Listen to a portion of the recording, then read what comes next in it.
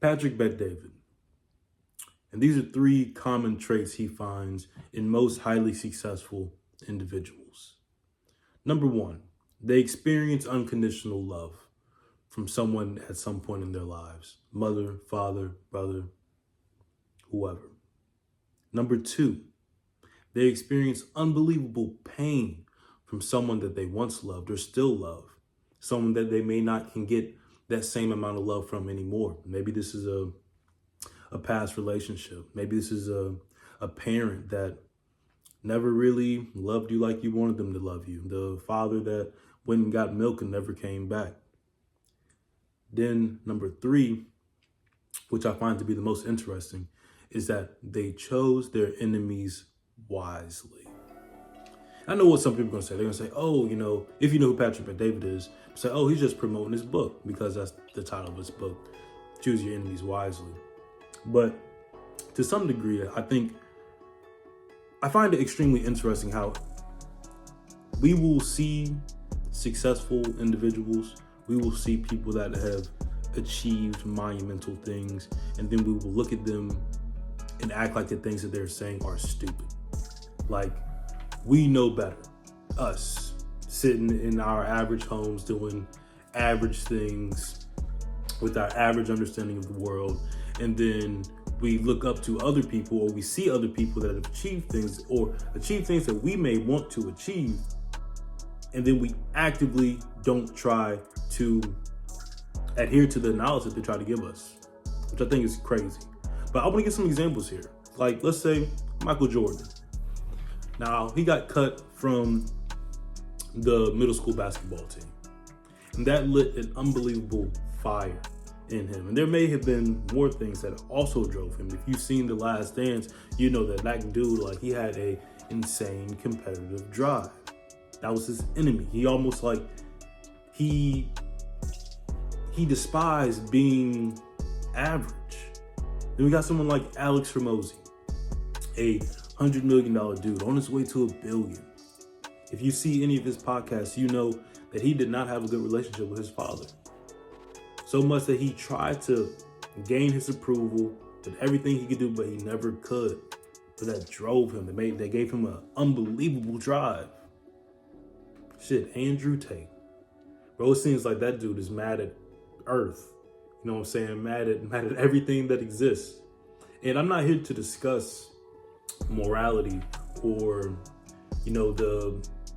if it's good or bad.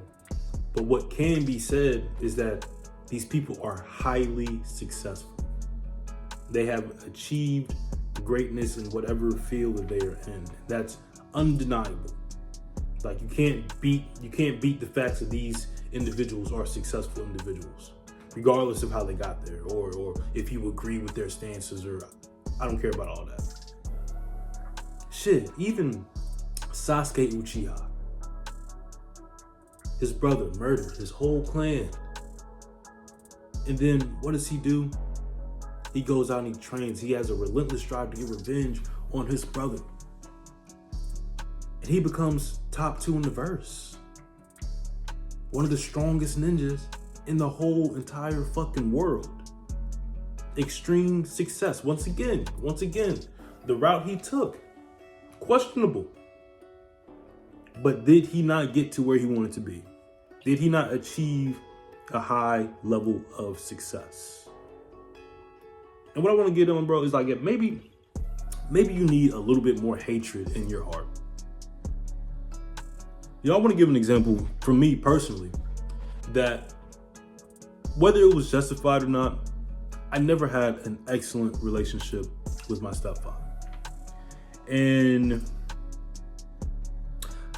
when I used to live with them, one thing that drove me a lot was the fact that I wanted to beat him. I remember we used to play basketball, back when I was a hooper.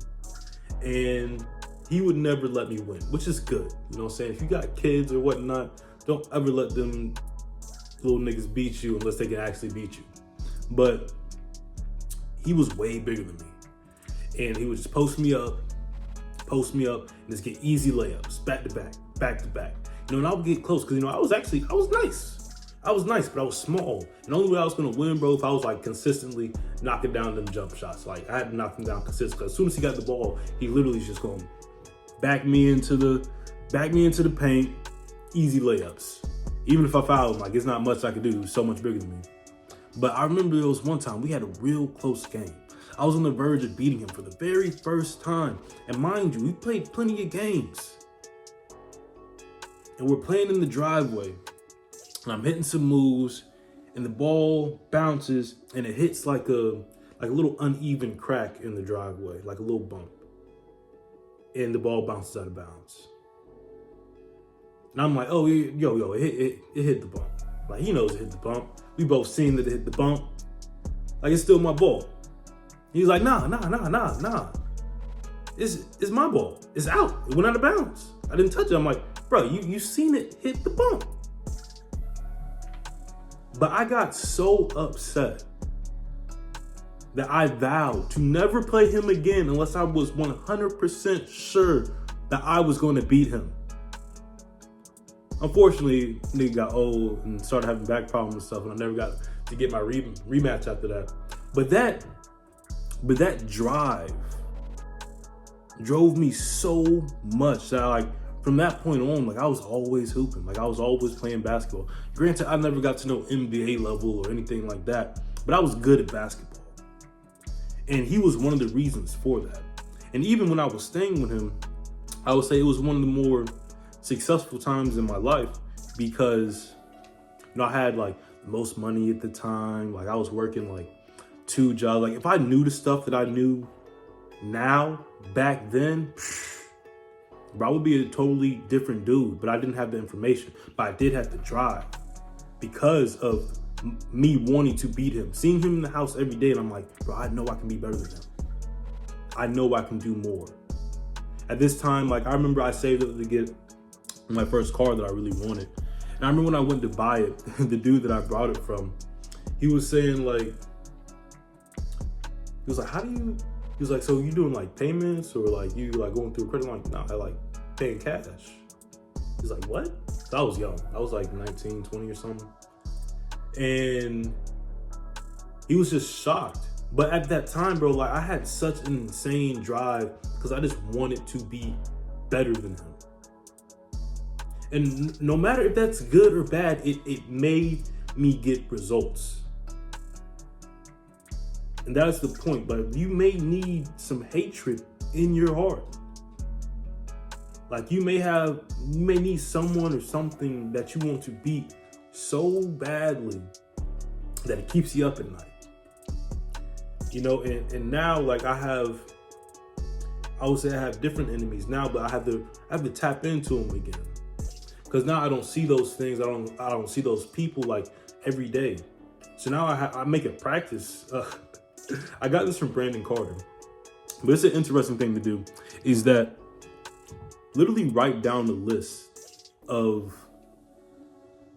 basically a list of hate. Of people that you want to prove wrong, or people that have done you wrong, or people that have, said you wouldn't be shit, or whatever the case is. People that get you inspired, people that get you motivated.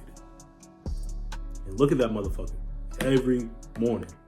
Remind yourself of the enemies that you have. Regardless if they're real or fake, or if the feeling is justified. Bro, what's so powerful about like love and pain? Do you know the number one suspect if a woman gets murdered? It's her husband. 100% of the time. That is the number one suspect. And most of the time, it is her husband that kills her. And why is that? It's because the emotion of love is so strong that when it starts going to the other way, like you can't genuinely hate someone unless at one point you love them. And that pain will bring an energy that you've never experienced before. And that's why I get the unbelievable amount of pain caused from someone that you love. Because you can't experience that emotion from anything else. So I see why that's a driving factor in people. and then choosing the right enemies. Because like, let's say, because you could definitely choose the wrong enemies that could maybe take you down, or enemies just that aren't that big. Let's say if I was just mad at the fact that he just beat me in basketball, and I chose that all I wanted to do was beat my stepdad in basketball. Like, no. I wanted to beat him in life. Like the big game, the real game.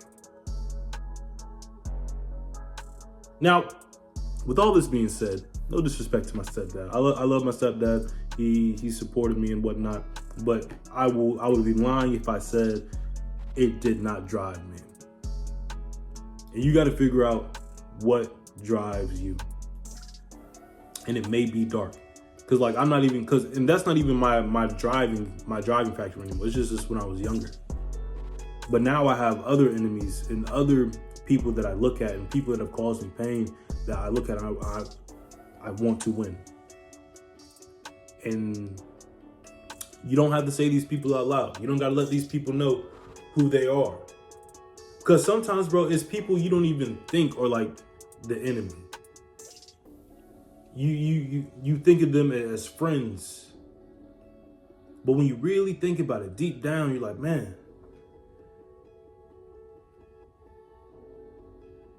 like these dudes drive me in a way that isn't easily explained.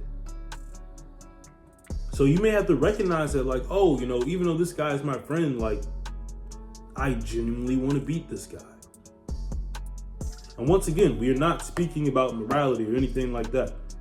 We are speaking about what gets results. What is going to actually get you out of bed? What is going to actually get you to be consistent? What is going to actually make you change your habits? Hey, like and subscribe if you made it this far in the video. Because if you don't like and subscribe, and you made it 13, 14 minutes into this video, you are going to become my new enemy. And I will relentlessly, without tire, search for you and hunt you down. Find your phone, open up the Henry Levi YouTube page, and like this video and subscribe. Deuces.